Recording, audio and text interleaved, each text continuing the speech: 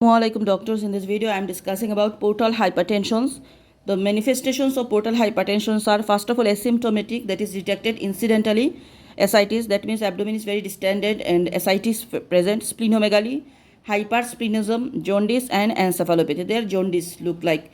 And also the chronic comfort medusa we are seeing. It is a chronic liver disease conditions. So normally portal pressure is less than 7 millimeter. Portal hypertension occurs when pressure is more than 10 to 12 millimeter of mercury. Okay, more than 10 to 12 millimeter mercury, normally less than 7 millimeter of mercury, and present with hemostasis. The child may be present, the task can be do the abdominal examination, the child present with hematemesis. Okay, general examination we find small for age, pallor plus minus jaundice, no clubbing. Okay, there is no clubbing. Local examination we find splenomegaly, which is the cardinal sign. So splenomegaly, big spleen, ascites, caput medusa. Ascites, caput medusa we find, look the pictures, gynecomastia, liver either normal, enlarged or cirrhotic. So mainly splenomegaly here. Portal hypertension with normal liver, portal vein thrombosis, and portal hypertension with hepatomegaly, cystic fibrosis, Wilson disease, glycogen storage disease.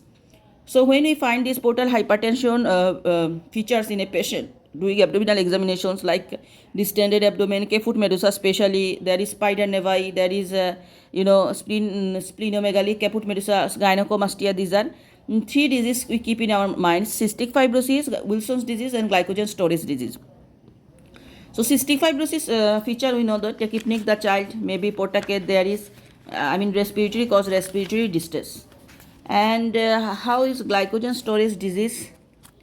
If glycogen storage disease, we are telling glycogen storage disease has specific features.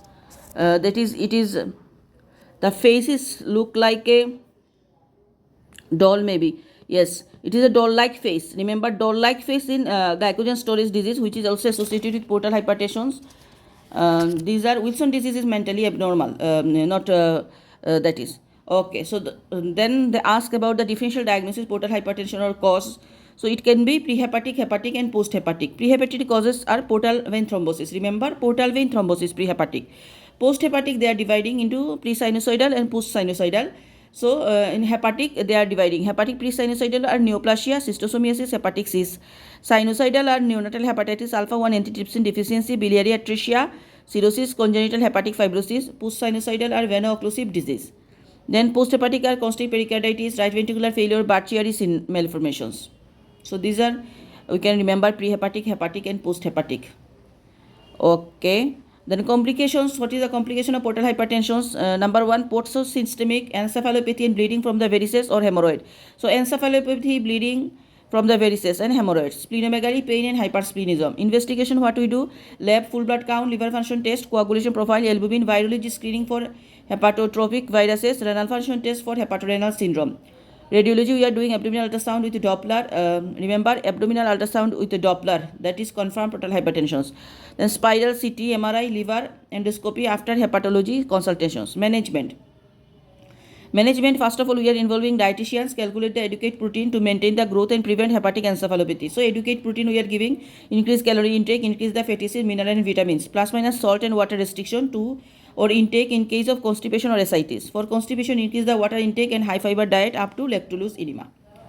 So these are dietitian we are involving, protein restriction we are doing, and increase the fatty acid, mineral, vitamins. Then salt and water restriction according to cause. In constipation can be present. So constipation, then we will be high fiber diet and fluid intake. But in ascites, there is reduce the fluid intake. So ascites now. Ascites, how can we manage? Why ascites occur? Due to low albumin.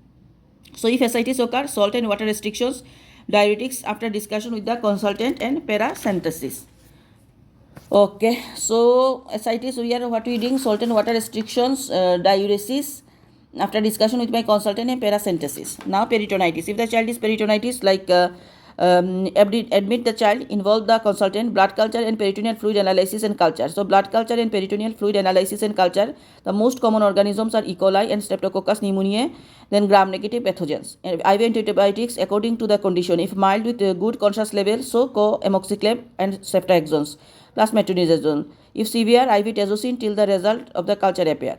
So peritonitis, I will admit the child, I will talk with my consultant, I do the peritoneal fluid analysis and culture, blood cultures. Antibiotic we are giving ceftriaxone. Then if metronidazole, ceftriaxone, and if condition not improved, then tazocine we are also adding if severe conditions. Now the child is present with encephalopathy. If the child is encephalopathy, then admission, monitor the vitals, NPO, NG tube, IV fluid, restriction of protein intake, neomycin for gut sterilization, advice for constipations, high fiber diet, increase water intake, lactulose enema is used to remove the waste products. So can be portal hypertension present with encephalopathy. So encephalopathy managed first I will admit the patient, NG tube feeding, monitor the vitals, NPO, keep the child. IV fluids we give, restriction of the protein intake, neomycin for gas sterilizations, advice for constipation we are giving high fiber diet, increase water intake, lactose enema is used to remove the waste products. Now the child present with acute bleeding, hematemesis. This is actually a common exam. So what is we do? First of all, airway breathing circulation I am doing, admit the child, secure 2 IV line, monitor the vitals and correct the dehydrations, cross-matching blood and plasma and platelets, vitamin K we are giving, H2 blocker, vasoconstrictor, somatostatin, analog like octreotide and vasopressin. The side effects of they are telling VC or vasoconstriction of the renal, splenic, cardiac blood vessels treated by nitroglycerin patch. If all fails, to involve the gastroenterologist, hepatologist, consultant for the endoscopic band ligation or sclerotherapy. If no response, then sanguistatin Blackmore tube. If no response, port cystatic shunt. If no response, liver transplantation. STEAM is consultant, gastroenterologist, hepatologist and dietitian. Again, if the child present with hematemesis, first of all, admit the child, airway breathing and circulations, dehydration status I see, I2 IV cannula I give, fluid I am giving, then vitamin K, H2 blocker, IV antibiotics I am giving. Okay, cross matching I send the cross matching plasma and platelets, send the cross matching of the blood and plasma and platelets. Then vasoconstrictor we are giving like somatostatin, analog, octreotide.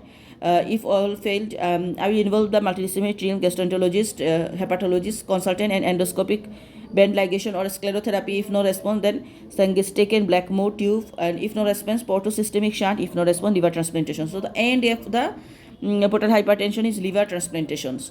Team are consultant, gastroenterologist, hepatologist and dietitian. When to seek medical advice, we tell the patient portal hypertension if bleeding even minimal, abdominal pain for peritonitis, disturbed conscious level for encephalopathy.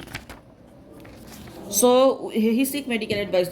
So in exam, the child can be present with stable child if there is minimal bleeding, any bleeding, minimal bleeding even, abdominal pain, peritonitis, and the child is become loss of consciousness, disturbed consciousness, then for encephalopathy. So this is all about portal hypertensions. Thank you.